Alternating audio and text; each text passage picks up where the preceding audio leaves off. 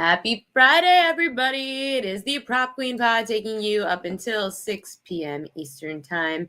Tonight's show, we are going to have Mid-Major Matt coming on in about 8 minutes. We'll talk college football. He's got his newsletter out. We'll talk college football leans of the day. He does a great thing in separating on the Mid-Major Matt college sports newsletter, where he separates all the different things and angles like sandwich spots, fade spots, good spots, bad spots, you name it, Mid-Major Matt's got it. So we're going to talk about all the good and bad spots this weekend for college football. We've got NFL as well.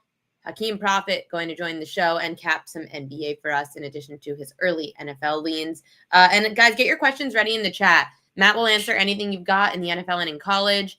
And Hakeem can answer anything that you guys have for the NBA tonight and some NFL. I know that Hakeem basically said, I just texted him and I said, what do you like to talk about in the NBA tonight? And he said he pretty much has an opinion on every game. So at 5:30 p.m. Eastern Time, Hakeem will give us some NBA insights. Again, get your questions ready for college football, NFL, and NBA. I've got some NFL early lines to talk about for props that I'll get to you at the Prop Queen Edges. I really did want to cap the NBA. It's been doing pretty well for me this year. Unfortunately, today I had a bunch of meetings this morning, and capping the NBA was not something I could do. And I like to make sure that I cap for you guys correctly and I don't rush it and I don't give you bad info just to get the props out there. So I'm not going to give you guys any info if I don't feel I can do it at 100%. So I don't have anything in the NBA tonight. I probably will on Monday have some NBA Monday Night Football.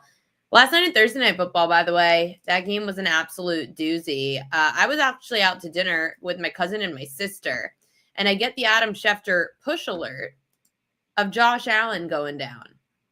And I'm glad that he ended up coming back on the field because the last thing that we need is for Josh Allen to really get hurt because I don't want anybody to get hurt and I don't want anyone to walk through the AFC and my Ravens. I don't want anybody to go through the AFC and say, well, it wasn't legit because the Bills lost their quarterback. So I like for everyone to be healthy so that whoever wins fair and square. Josh Allen ended up being just fine. However, he was getting crushed yesterday. I mean, absolutely demolished. That offensive line up against that Houston D was not holding up. The Houston D line looked awesome. Houston wins the game 23-19. They cover as 5.5-point underdogs at home. The defense, again, that Houston D looked really good. And just looking at some stats. So at first I see the score yesterday and I'm like, shit. The Texans are up. The Bills can't hold on to the ball. I'm going to lose this Davis Mills under. I was so nervous. I bet Davis Mills under on Wednesday. And I was like, oh, no. And it turns out the under 19.5 cashed on Davis Mills completions at even money. So we cashed the Davis Mills under. We easily cast the Dalton Schultz under. He had one catch for 8 yards. His prop was 39.5. In fact, that's one of those props that you could look at and say, you know, the line didn't move in our favor because Dalton Schultz was at 37.5 and it went up to 39.5, but he still went under. One catch for 8 yards, Dalton Schultz. The Texans continue to be really good, the Bills continue to be really good against tight ends. The Bills and the Eagles, really good against tight ends. Why are you here, dude? Japan 800. Why are you here if I can't even talk football? I'm talking football. We went under 19.5 completions yesterday because the pass rush of the Houston Texans was really freaking good. The Bills ended up, now I'm all out of sorts. The Bills ended up getting to, their secondary was really good against the Texans. And the Texans pass rush was so good against the Bills that Josh Allen, 24 of 34, 253 passing yards, 2 interceptions, 0 passing touchdowns. James Cook had to run the show, 17 carries, 116 yards, a touchdown. Again, the Bills able to at least stop any of those completions from Davis Mills. I said he'd turn into a pumpkin, 153 yards passing, 2 passing touchdowns though. But again, the Houston defense was the absolute story yesterday. It wasn't as much about the offense. That's holding up the fort as CJ Stroud is out. Dude, leave, bro. I don't know why you're here. It's my show. It's not like I'm filling in for someone. Leave. The Texans suck and the Bills suck. And why can't you accept you don't know shit? Because I know shit. I went 2-0 in my best bets yesterday, dude. And the Texans don't suck. They're fine. The Texans' defense was pretty good, 4-2 at home this year. And I'm granted, like, they're not the best team in the league by any means, but the defense has been really good this year, and their quarterback is hurt. CJ Stroud has sucked the last 2 years, hence why I went under his passing yards. I ended up losing his over on his passing yards prop. The Bills are definitely in somewhat of trouble, but I still think that the Bills are a better team than the Pats. The Pats had the easiest strength of schedule in the NFL in history. Let's see what happens to the Pats when they have to face the Bills and the Ravens in back-to-back weeks, because that's going to be very interesting. Right now, you're going to get Drake May as the MVP, but if he loses 2 of those games, the Bills and the Ravens, or if he loses one of these games against a bad team, like, I don't foresee Drake May being MVP. Their schedule is so freaking easy. Dude, I can't leave. It's my show, bro. Sorry. Texans are making the playoffs as a wild card. Let's look at the odds right now in the NFL. FanDuel Sportsbook, playoffs, to make the playoffs. Right now, the Houston Texans on FanDuel are plus 148 to make the playoffs. Chargers minus 158. See, that's where I need the Chargers to win the division. If I could get a plus 360 payout on the Chargers to win the division, I'd be very happy. Right now, they're 7-4. Denver's 9-2. The Chiefs, we'll see how good they really are. They're 5-5 this year, and for someone who doesn't know ball but told everybody to take the Chiefs under on their win total preseason, I must really be a dumbass, right? For going under the Chiefs 9.5 wins. Must really be stupid, Mr. Japan 800. The Chargers suck. Odell. Oh, he's a Cowboys fan. That's why he's an a-hole. Okay. Got it. That makes sense, though. I'm a Yankees fan, so we all are mean. It's okay. Dallas fans, Yankees fans, Red Sox fans, we're not nice. How about them Cowboys? 50-13. Okay. If Denver clicks on offense. So here's the thing with Denver. Denver's schedule this year: Washington, Vegas, Green Bay, Jacksonville, Kansas City, Chargers. That's a pretty good schedule, but those last 2 weeks, you already beat the Chiefs once this year. Divisional matchup. It's very rare that you'll sweep the Chiefs, but that game is in Arrowhead on Christmas. That game, Denver and Kansas City. But the rest of the schedule is pretty easy for Denver. And as for the Chargers, who are 7-4 on the season, the Chargers still have to face Vegas, Philly, Kansas City, Dallas, Houston, and Denver. That is a much tougher schedule for the Chargers. So I'm very nervous now about that Chargers ticket. I probably will not end up cashing that Chargers ticket, unfortunately. Lamar is fine. Lamar is full go. He is off the injury report. Lamar never practices on Wednesdays. Lamar is always cautious, but he is off the injury report for this week. So no worries about Lamar.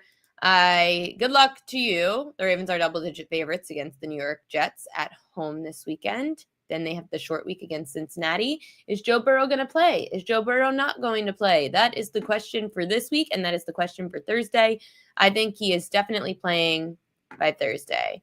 J Buff, welcome to the party. My tan has been wiped off my face after it's been 40 degrees here in New York, and I've been walking my dog every day in the freezing cold. So no more tan for me. Time to bring on my good friend Mid-Major Matt. We're going to talk college football. We've got some NFL. You are wearing your Eagles sweatshirt today. Is that an Eagles sweatshirt?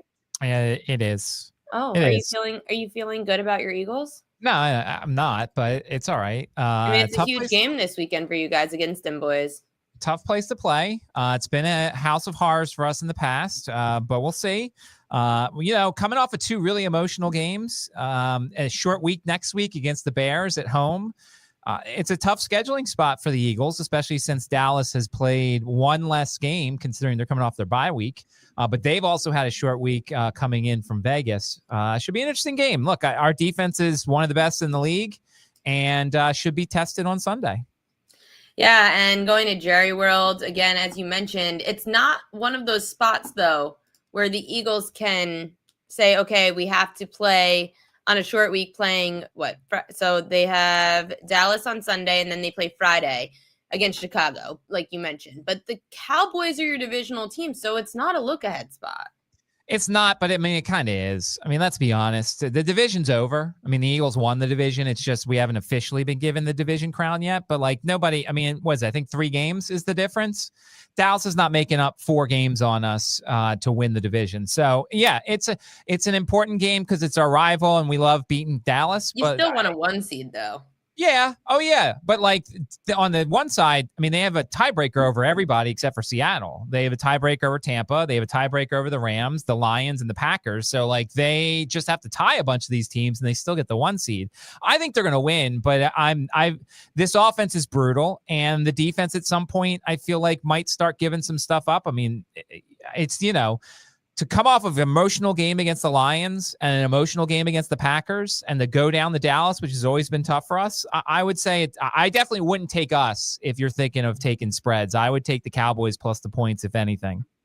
How about certain props that we could take a look at because it's the second game of this matchup. So I always like to look at props that didn't hit the first time around that might hit now the second time.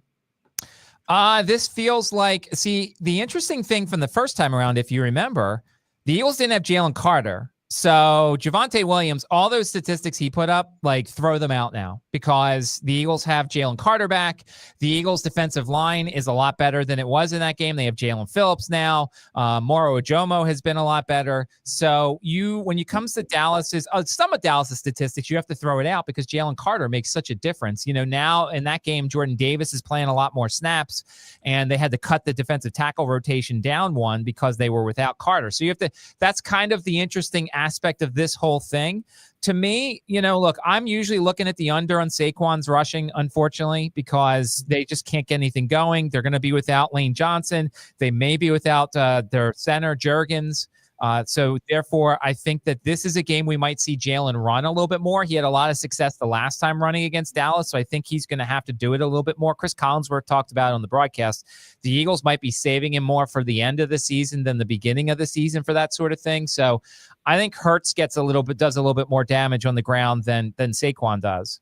Well, I always like the Hurts at home on the ground. On the road, he doesn't run as much, but in a divisional game, a lot of those stats go out the window. Saquon, his receiving yards hit the over in the first game, so I'm going to stay away, but Dallas does allow the 3rd most receiving yards per game to running backs. Where else on the board in the NFL this week did you see any prop advantages? Oh, I mean, I'm taking everything I can involving the Lions. This feels like on the ground, in the air. Everything. I mean, multiple touchdowns for Jahmyr Gibbs. I got it at like plus 200. I know that's a bad number probably. There's probably some other places you could get better. But, like, to me, this is Lions everything. I mean, with Jameis in there, you're going to get some short fields because he's obviously going to throw interceptions. And this is going to be a Lions. Look, the Lions play really well at home, and the Lions are probably mad because of what happened last game because they were exposed for a team that doesn't like playing outside, which we always knew. Jared Goff is a California kid who does not like playing outside as much. And I mean, that's not a bad thing for him. It's just why it's important for the Lions to get as many home games as possible. I put a large bet on over 3.5 touchdowns for the Lions. I got it minus 140. It's minus 154 now on DraftKings. I would also I'm looking to see Jake Bates over 3.5 extra points is plus 102. Like, I think the Lions, Dan Campbell's the type of guy who will send a message and be like, all right, this is what we have to do. And to me, like, I would almost go, first quarter team total over, first half team total over, full game team total over. Like, the Giants have a good defense and they could get a decent pass rush on Jared Goff, but they're not going to get to him as much as the Eagles did at home. I just think the Lions are going to do anything they want against this Giants team. The Giants stink against the run, and the Lions have a great running back, and that's going to help open up their offense, which already does so much better at home, like you mentioned with Jared Goff. Looking at this game between, there's a bunch of injuries. We've got Pittsburgh, Chicago, New England, Cincy. When you see these quarterback question marks that we're playing, Aaron Rodgers in Pittsburgh, Joe Burrow, Cincinnati, how do you handle those games? Are you not going to pay attention to those? You're going to wait and see? You're going to try to get a good number? How do you approach injuries? Well, I mean, I think you have to wait. I mean, I think the books do a good job of preventing you from betting anything. Like, I'm looking right now, you can't get anything with regards to the Cincinnati quarterback because they don't know if it's going to be Burrow or Joe Flacco. Joe Flacco was cleared, so that helps. So I think that I think Cincinnati's passing game could find some success. If I remember correctly, maybe I think Christian Gonzalez travels. So I think he's going to follow T. Higgins a lot, which means that Iosifas could be a guy that you want to target here because I think he's going to get the lesser cornerback on New England. And we know that at times he has stepped up when they have needed him to. He's going to get a ton of snaps. I don't even know who the fourth wide receiver is for Cincinnati. He might have some value too. But I think even if it's Flacco or Joe Burrow, I think Andre Iosifas has a lot of value here potentially. For his receiving yards when it comes out. I'm guessing it's going to be low because they can't expect him to be that high. He's a guy that hasn't registered a lot of statistics, but situationally, he has to roll into 3 receptions for 30 yards, it feels like. Indy and Kansas City is a big game this week because I feel like we're going to find out, are the Colts real? Are they not real? I mean, we're asking the same question about a team like New England because of their strength of schedule. The Colts also had a relatively easy schedule this year, and now they're getting the Chiefs in Arrowhead, a team that is desperate for a win as they are just at 500, Kansas City. How would you approach playing Colts Chiefs? So I'm looking at, I wanted to make sure the weather was good. It's fine. And it looks like it's a little on the, 61, no wind or anything like that. These two teams are in the top 5 in least field goals attempted against them per game. And it makes sense. The Chiefs, they score some touchdowns and they force you to score touchdowns, but they both are top 5 in the league. When it comes to Kansas City is allowing 1.5 field goal attempts per game, 1 field goal attempt per game at home. Indianapolis is allowing 2 field goal per attempts on the road. So I guess if you were looking at either of them, I would potentially look at Butker there, but the numbers tell you that there's not a lot of field goals that are going to be made. I think Fairbairn, going back to last night, I think Fairbairn's over 1.5 is going to continue to be a winner because that offense knows how to get in the red zone. And outside of last night, they haven't paid off a lot of those red zone trips to touchdowns. So I think Fairbairn's a guy that we're going to look at going forward. But look, I think Kansas City wins this game. I really do. I think this is desperation time. That's a tougher question. I would probably throw Kansas City in a money line parlay because I think the number is short enough that you could throw it into a money line parlay that I don't have to worry about it. Or you could just take the money line, I guess. It depends on what the threes are. I know there are threes that are heavily juiced, so you're probably not going to get a reasonable money line here. But I think the Chiefs are going to win. I need to see you, kill the monster before I actually predict the monster is going to die. This is just like Friday the 13th. You watch Michael Myers, he gets killed presumably in every one, and then he comes back in the next movie. I have to literally see someone kill the Kansas City Chiefs before I write their obituary. So I got to keep picking them in this situation. And you got a dome team outside in Kansas City against a desperate Chiefs team. I'm going to side with the Chiefs usually in that situation. We've got another game inside at night, Sunday Night Football, Tampa Bay Buccaneers, Los Angeles Rams. The Rams are laying 6.5. The Bucs, they're 6-4. They're still leading the NFC South, the worst division pretty much in sports. The Bucs also, we're starting to find out, are they legit? The Rams are 8-2 this year. Their defense has looked good. Stafford's looked good. How much is too much when a spread like this hits 6.5 in prime time? So at some point you want to back Baker Mayfield because usually when he gets counted out, he starts playing better. I think it's going to help that Godwin's going to be out there. But I wonder if Godwin's... He played for the Rams too for how many games? 3? Yeah, he did. And there's a lot of stories. A lot of stories being written about how the Rams saved Baker Mayfield's career. So this is going to be an emotional game. So he's going to just lay down and let them win? I'm just kidding. No, I don't think that's the case, but who knows? Maybe. So when you look at this game, especially from the kicking angle, the Rams are allowing 3 field goal attempts per game at home. Chase McLaughlin in 3-1 3 of his last 4 road games, he's had multiple field goals. The problem here is Tampa Bay's defense is not good, so I feel like the Rams are going to score a lot of touchdowns. The numbers are saying take the over 1.5 on Chase McLaughlin's field goals, but I feel like this is going to be a game won by touchdowns. So, like, the key for these field goal props that I love to play and the extra point props and stuff like that is when you're kind of projecting a game, if you have a team that's going to score a lot of touchdowns, that means unless it's close early, you're not going to see a lot of field goals. Unless the one thing that helps here is Sean McVay is a coward at times when it comes to play calling. He's not as fourth down heavy as other coaches are, so maybe he settles for field goals too. But like the numbers say, McLaughlin over 1.5 is not a bad bet for this game.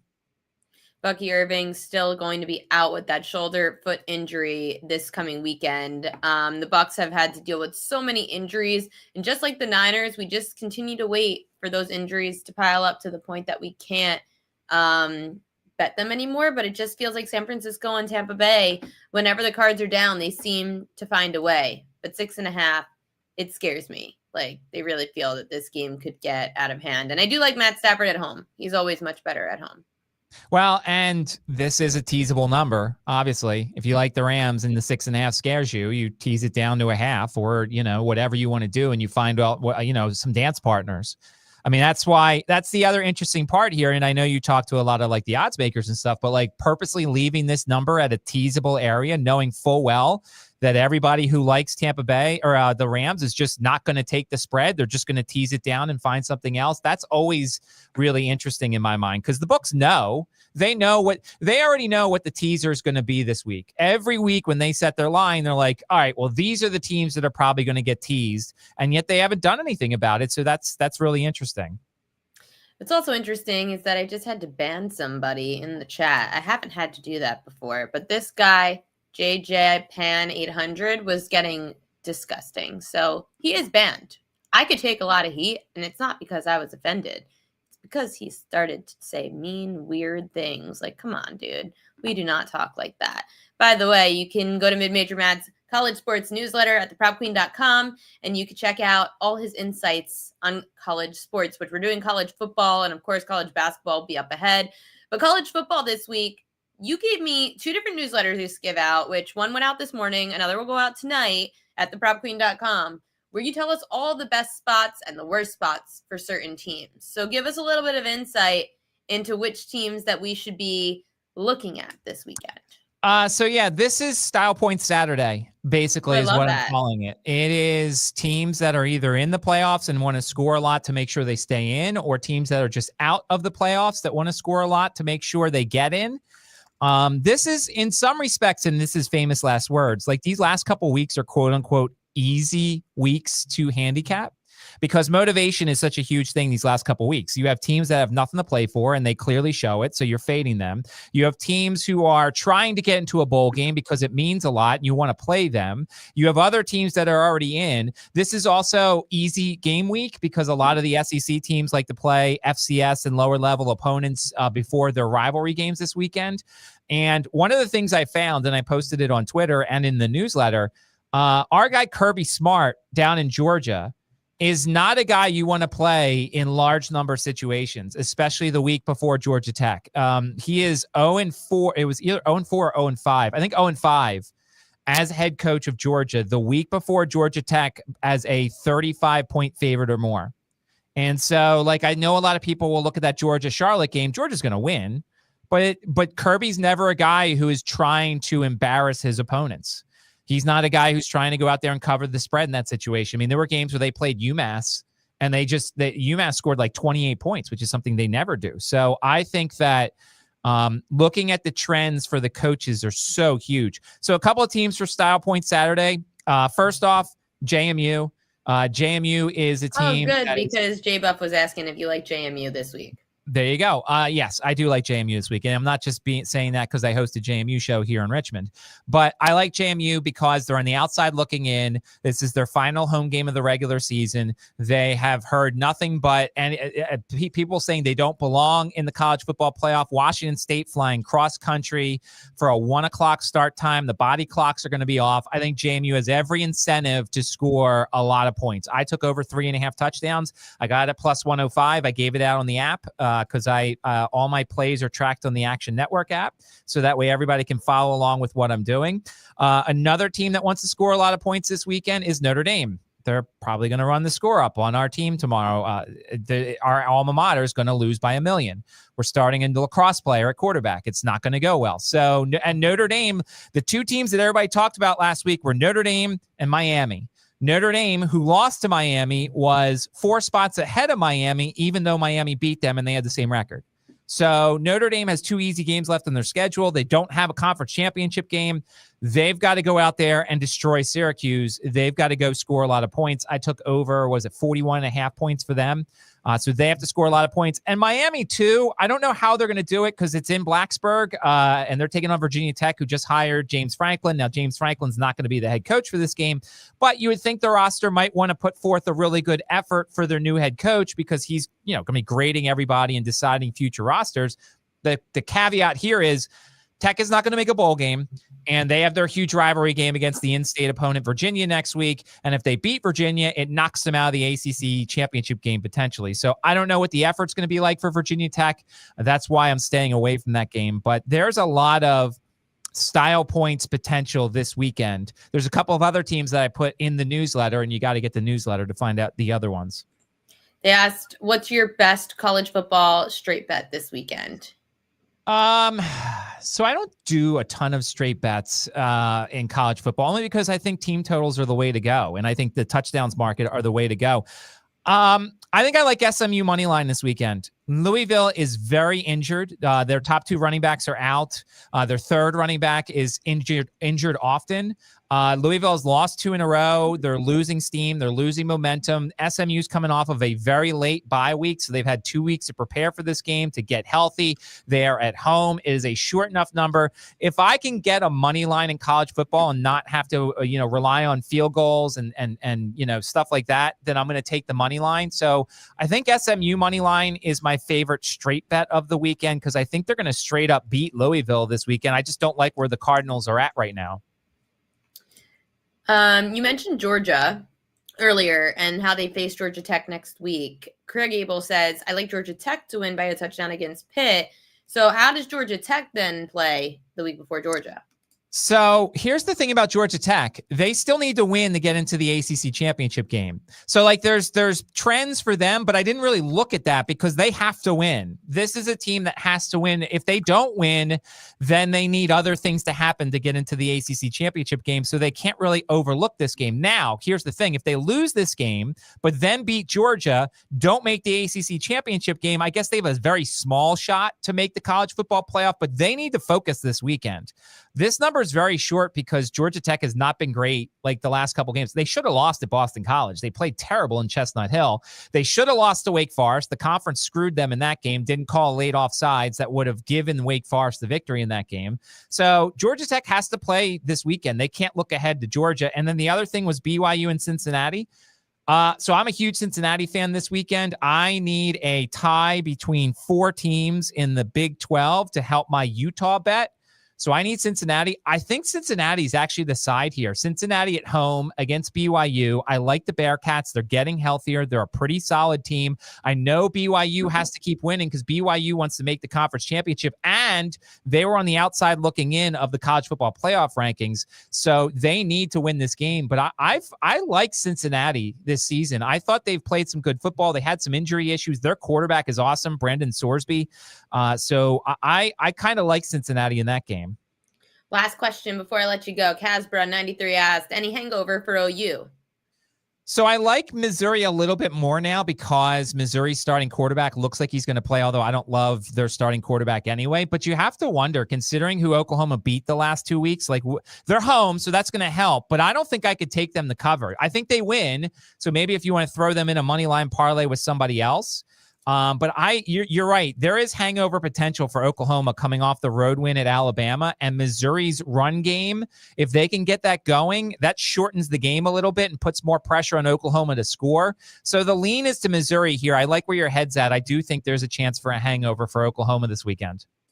And if you want to hear any more of those hangover spots, letdown spots, sandwich spots, Matt's got you covered over at the PropQueen.com newsletter, at Mid-Major Matt's college sports newsletter. Matt, Good luck to those bets this weekend. Thanks as always for joining on Mondays and Fridays. I will see you on Monday. Sounds good. Coming on now, and I want you all to get your questions ready because my good friend who's coming on the show told me today that he has a feel for every NBA game on the slate tonight. But most importantly, I had to bring him on the week that his favorite player in the association returned, and his Lakers are 11-4 to start the season. They are sitting in fourth place of the West. Now he's going to be annoying. It's Hakeem Prophet. Hi, Ski. Hey, Prop Queen. Good to be back. And I like what I saw from LeBron. Were you sitting watching the Lakers game like giddy when LeBron was on the floor? Absolutely not. But I like what I saw. It's just what I expected. You don't got to do too much. Just, play the Draymond role, do a little here and there, pass the ball to everybody when they're open. Okay, so the problem for me, and I was talking to your guy, Dream, we were talking on Wednesday. We said Reeves has been cooking. The teams looked good. Luka looked good. I mean, everyone's looked good. And then LeBron comes back, Mr. Ball Hog. You've got to let the team cook. And I know that he didn't play that much in game one, but LeBron's going to play throughout the season. How is it going to impact, especially for us who have been loving betting the Austin Reeves props? Yeah, I mean, it might hurt his points prop quite a bit, but at the same time, LeBron is smart enough. He's seen what this team has been doing without him. He knows exactly what he needs to do to help the team. And he's a player who, he's capable of doing everything and making the right decisions. We've seen in situations where we've wanted him to score, he'll still pass. So Austin will be all right. Yeah, I mean, I was just enjoying the no LeBron, no Lucas era for a little bit because we were able to take advantage of injuries. Where on the board tonight can we take advantage of some injuries in the prop market? Well, I have at least 7 bets today. I haven't really bet a prop. Okay, so let's get to where you've got some action. You said you like a lot of things on the board tonight. Where would you say is your favorite game to look at? Well, a game where props. All right, I'll start at the top. A game where we should have a lot of points. I think Indiana and Cleveland. Indiana, they've gotten healthier at the point guard position, and we know what their identity is. They want to play with pace and basically just try to outscore you. Their defense has been atrocious. The best they've been able to play, I think, was they gave up 118 to the Hornets recently. And that's terrible. Well, and their offense sucked too. The Pacers allowed they've scored the second least points per game this year.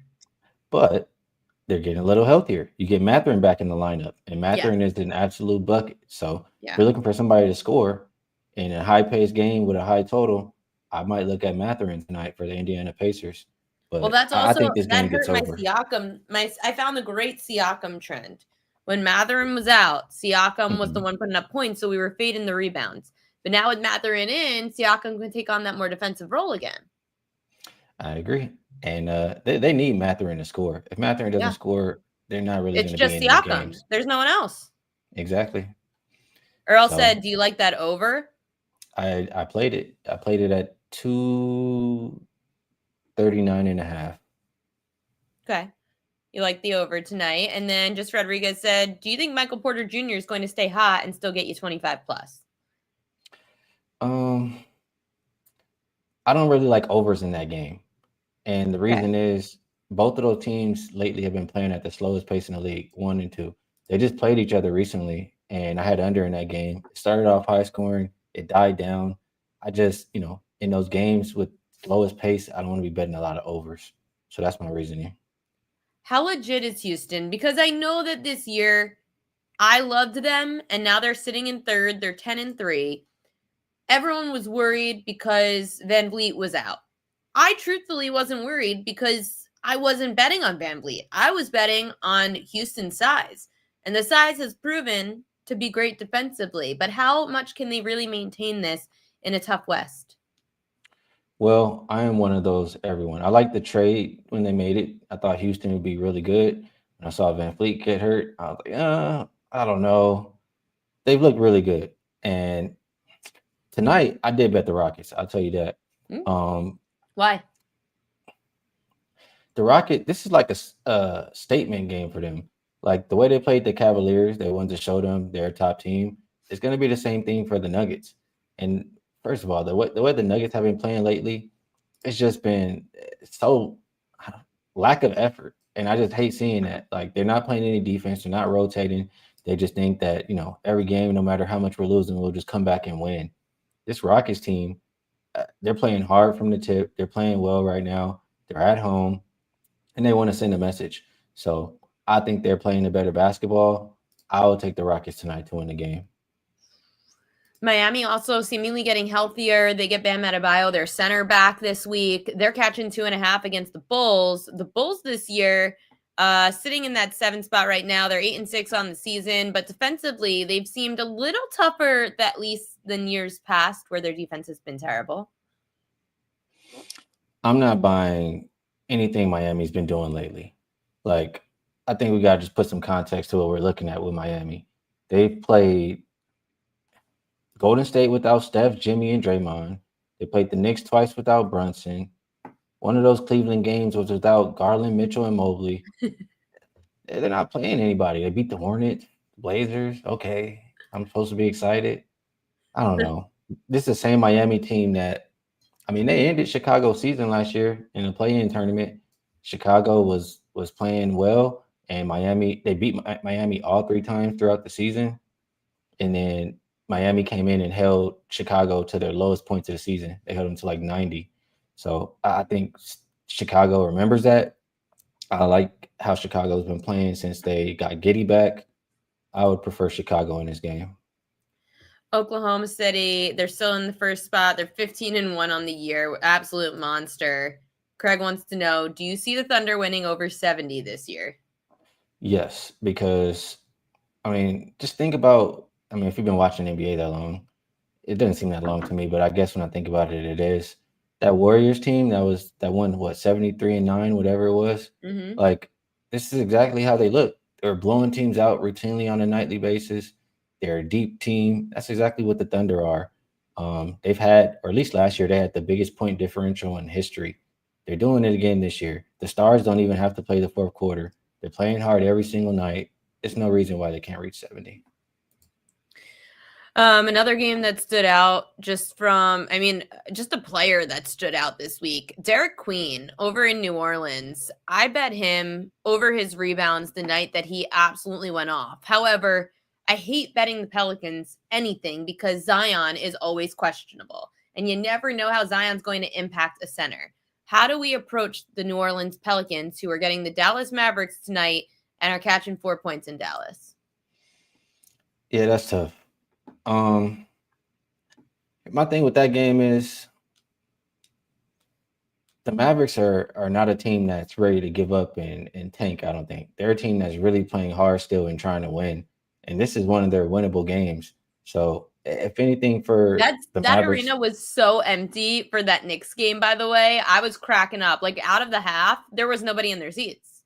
Mm-hmm. So what the problem has been Dallas offense. If I think Dallas can win, it's mostly because I think they're going to play really good defense.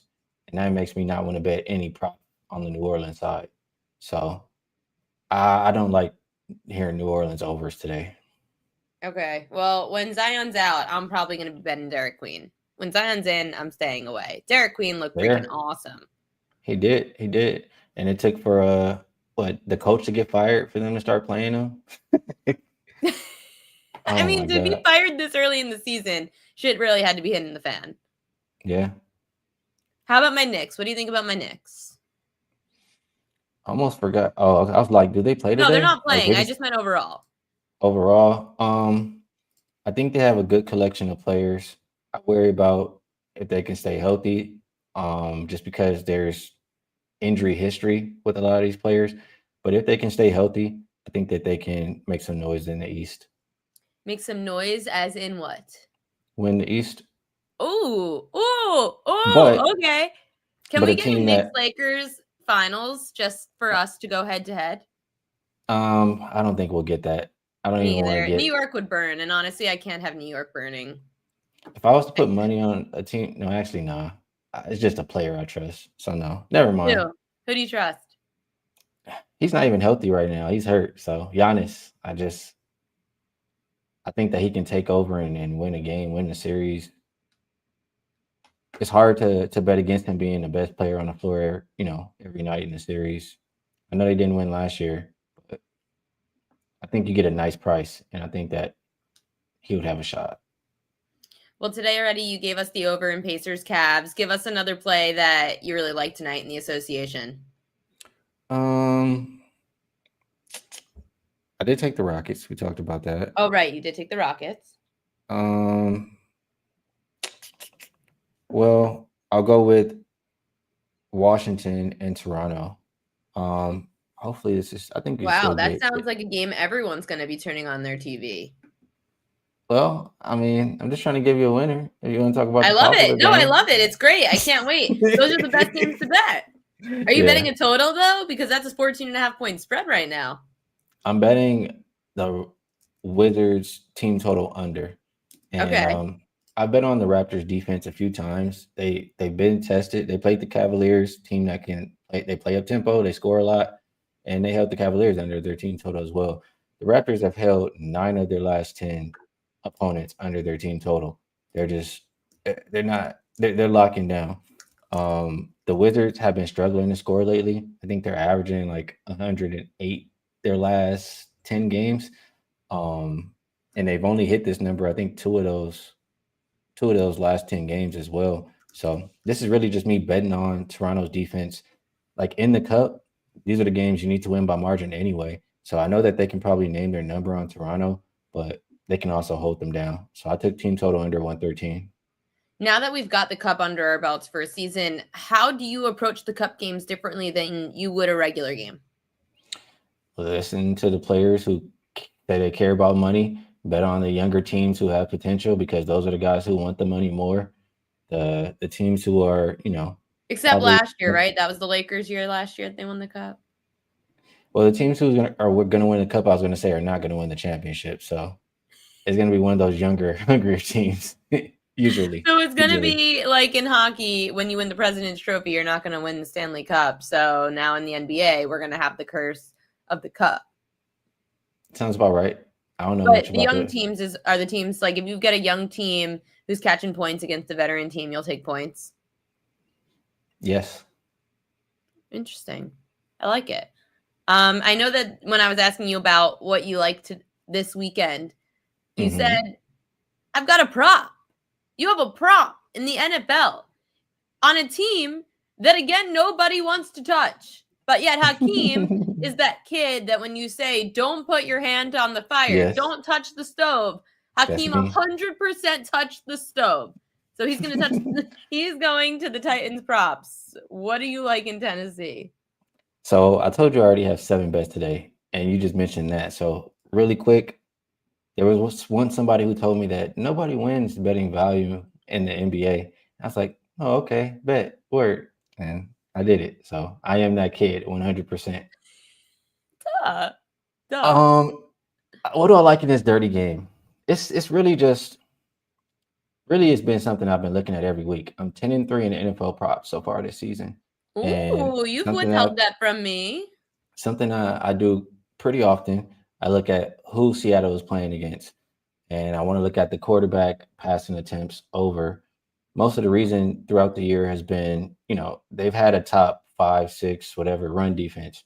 The best way to attack them is through the air. And a lot of the games that they're playing, they're expected to be winning. They're up by a big margin. This is one of those games with a 13-point spread where, you get down early. It's going to be nothing but throw. I know Cam Ward might not have the most success. I've actually bet on a Cam Ward pass attempt prop over, I think it was versus the Colts earlier in the season. And he wasn't throwing a lot, but they got down so much. He just has to continue to keep chucking it. He's averaging, I think, a little bit above 33 pass attempts so far this season. The Seahawks are allowing a little bit above 37 pass attempts this season. And he's hit 32.5, 7 out of 10 games so far. So I like over for Cam Ward, 32.5 pass attempts. Ooh, okay. I like the approach a lot on that. I'm going to dive into the Cam Ward pass attempt props now and that Seattle trend. I really like any of those kinds of trends. Before we get to the weekend, this is the best time for people to jump in online so that they could take advantage of early numbers before they move. In the NFL, where would you tell people are good lines to jump in on right now? Well, there are probably 4 games that I feel pretty strong about. One of them, I don't know if it's popular or not, but I like and I took the Vikings. Um, Ooh. Too many points in a divisional game? there's that. There's also, I mean, Green Bay plays the Lions next week, and this Green Bay offense has just been absolutely pathetic ever since Tucker Kraft went down. Now not only that, Jacobs is banged up. Um, Jordan Love, he's a little banged up and he sucks. And nobody else on the team catches the ball when he does make the right play. So the offense just hasn't looked good enough to lay this many points. Combine that with the spot. I, I mean, Minnesota, I know JJ's not the best, but he did go and beat Detroit in Detroit. I think that he can be good enough to keep them in this game. So I think they'll. I mean, Jordan Love is okay against the blitz, but I just don't have a lot of faith in that offense, and I know he'll get blitzed a lot. So I like the spot for Minnesota this week. Yeah, especially to be laying so many points, Green Bay, in this divisional game, close to a touchdown. What else you got for us in the NFL? Um, let's see. Another game that I really like, I will go with Arizona and Jacksonville. So Ooh. Oh boy, pretty I'm nervous what you're going to say about this because I'm going to tell you about me in Arizona in just a minute. well, I'll tell you first of all, I took the Jaguars last week against my Okay. Chargers, and the reason was not so much, I think it was more so just, I know the teams that the Chargers struggle against, and that's the perfect team that the Jaguars are. Now, the Jaguars' run defense is a lot better than their pass defense. Arizona doesn't want to run the ball. They don't even have any running backs. All they're going to do is pass. Their offensive line pass protects way better than the Chargers do. And I trust Jacoby Brissett to dissect that Jacksonville secondary. So I like that for them. They're not going to just be able to just pick on a weak pass protection and run the ball all game. So it's really a fade of Jacksonville and trusting Jacoby Brissett in the way that they play. So I haven't pushed a button on Arizona, but I like them. This freaking Cards team, I have backed them in back-to-back weeks, and they have screwed me and made me look like an absolute moron for 2 straight weeks. So here's what's going to happen. I'm going to lay off the Cards, and they're going to end up winning this game outright against Jacksonville. You're welcome. You're welcome. I'll take it. I'll probably put them in a pick'em. I probably will because I can't. I have to. At this point, as horrible as this is as a gambler, but it's in a pick'em contest. I'm not betting this straight up. I can't not hit when they decide to cover. Like, I'm now going to be mad. That is a horrible approach to gambling. Don't follow me. Joseph Gomez, since you mentioned your Chargers, said Herbert's O-line useless with all the injuries. Well, here's the thing. I'm gonna put y'all on game, okay? Because I've been betting the Now Chargers you've pretty got good. Hakeem heated. No. The O line sucks. He's right. But I'm gonna tell you how to bet the Chargers because Okay. unlike the Lakers, I'm completely unbiased with the Chargers. Like Oh, good. Okay. So we could trust you now. there's no bias. I like to make money watching my team. I know they suck. Whatever the case is.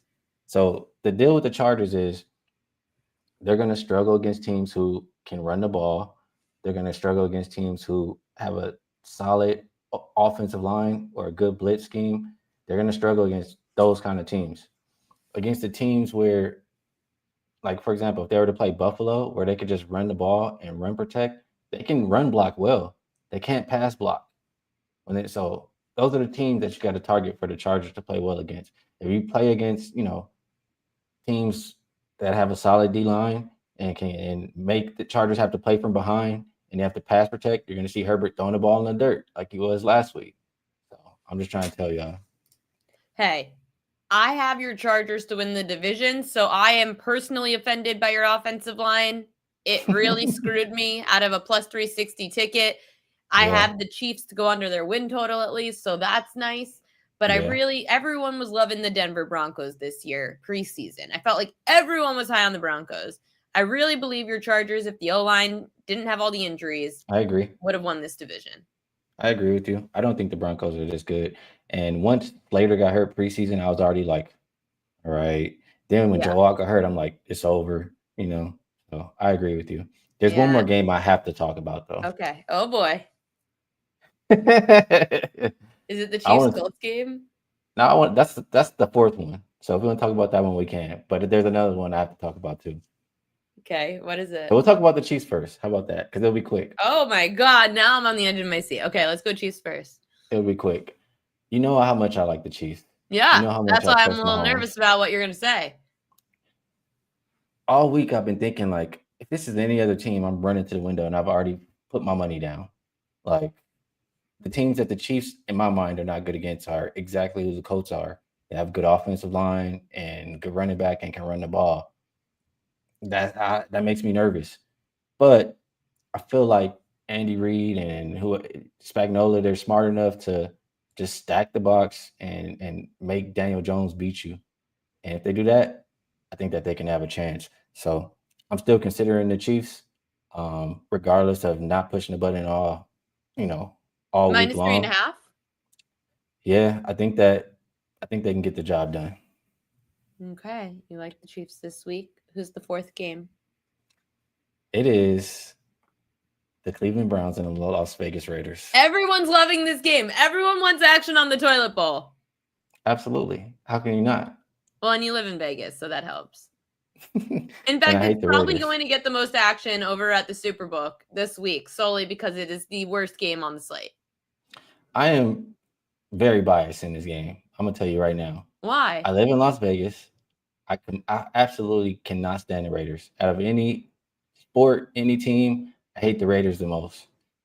But I'm being straight up when I'm telling you this. The Raiders are just pathetic. They just suck this year. They're so bad, teams are kneeling the ball from 3 minutes on the clock left just to mercy them because they know they can't go back and score or do anything. This Raiders team, they're allowing people to get in the backfield and touch Genty before he even crosses the offensive line. Geno, if you put pressure on him, he just throws the ball up or falls down. They're absolutely pathetic. There's nothing to like about the Raiders this week. The Browns, they haven't been that good as a team, but there is something to like for the Browns this week. Everybody on that team, especially on the offensive side, it's clear who they wanted to be the quarterback. And when you finally get your guy in the quarterback, you're going to step up and you're going to play for them. Honestly, the defense can win this game alone. From what I've said about the Raiders, this Browns defense, especially if Myles Garrett, can just wreck this game by themselves and win the game. When you look at what the Browns did last week offensively, which is what a lot of people who probably bet the Raiders are going to say, Shedeur didn't look very good. And that's true. Shedeur looked terrible against my Ravens. And that's true. But he got thrown in the game. He didn't have any practice time with the first unit. Now he's playing with Dylan Gabriel's, playbook, whatever you want to call it. Now he's had a full week with the first unit guys. Well, on Friday, which is today, he's going to sit down with the coach and tell the coach, these are the plays I like, blah, blah, blah, blah, blah, blah. They're going to have a game plan for him. And all the players are going to step up. Well, the game plan better be dump it off to somebody because he couldn't throw a deep ball accurately. We've seen Shedeur throw the ball. We've seen him multiple levels. We've seen the college players that he's lifted and made look good enough to come to the NFL. He can throw the ball. He's gonna look a lot different this week than he did last week, and everybody's gonna step up and play for him. So I like the Browns. I don't think we need the points. Yeah, I mean, listen, the Browns defense is definitely the better defense in this game. I'm staying away from the toilet bowl. I know people who are very split on this because the Browns are the better defense. People don't have faith in Shedeur. You have faith in Shedeur.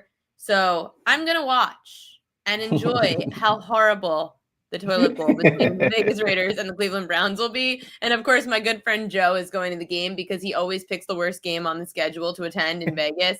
Congratulations. This is the one that you guys will get in Vegas this week. Hakeem, Ski Profit, thank you so much for coming on the show as always. NBA, NFL, you crush it. Good luck this weekend. Appreciate you having me. Good luck. Anytime. Now we've got to go to the most bet on props over at BetMGM for Week 12 in the NFL. It is propaganda.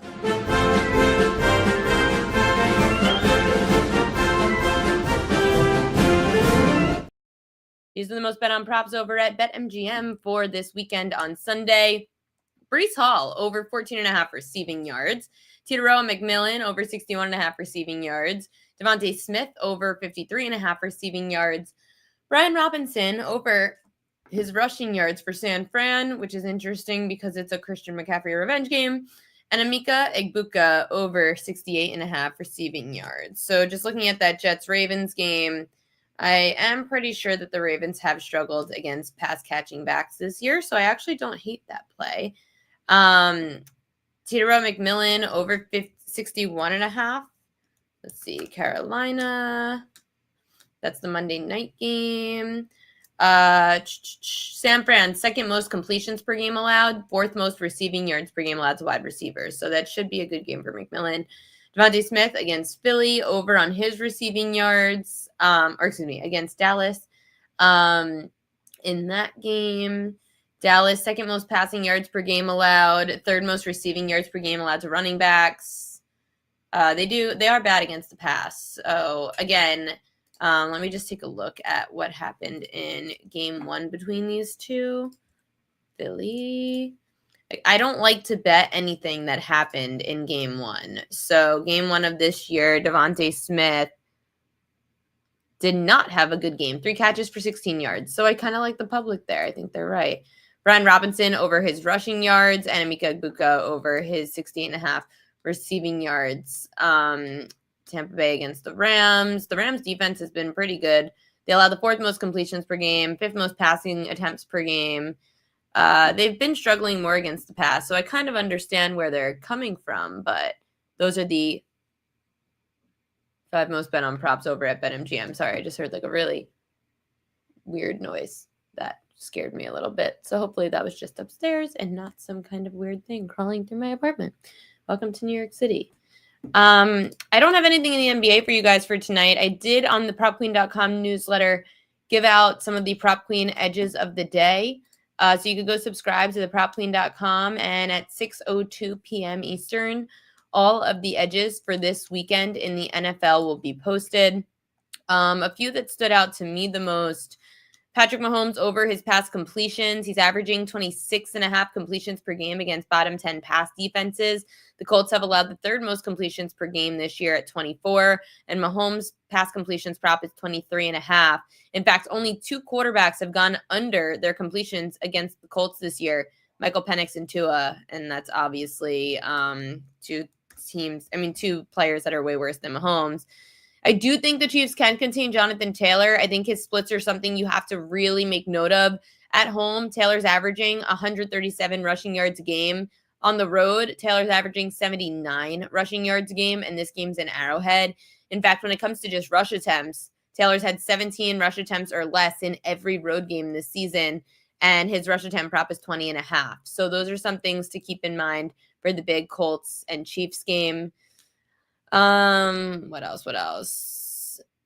Jalen Hurts over passing touchdowns. He had 0 in game 1 against Dallas. Now the Cowboys have allowed the most passing touchdowns per game this year. 70% of quarterbacks went over their passing touchdown prop. I know their defense is better and they're getting healthier, but it's still a divisional game, and the Eagles offense can still cook in the end zone. Lastly, Matthew Stafford over 245.5 passing yards. He's averaging 270 at home in prime time. When he's home against the defense, bottom 10 against the pass, he's averaging 309 passing yards a game. And the Bucs have allowed the 5th most passing yards to their opponents. 60% of quarterbacks have gone over their passing yard prop when facing Tampa. So Matt Stafford at home, he's going to throw the football, give him the over on his passing yards. That's it for me, the Prop Queen, Ariel Epstein. I will see you guys on Monday. I'm not doing last call this week. I have a family event. So I will see you guys on Monday here on the Prop Queen Pod. Subscribe to the PropQueen.com newsletter. You'll get these NFL plays. You'll get all the NFL my long list of NFL props. You get the NFL props on Sunday as we get closer to game time. Mid-Major Matt, you could get his newsletter for about $5, and it tells you all of the best college football sides and best times to catch or fade any of these teams. I will see you guys Monday. Good luck to those bets tonight. Thanks for watching.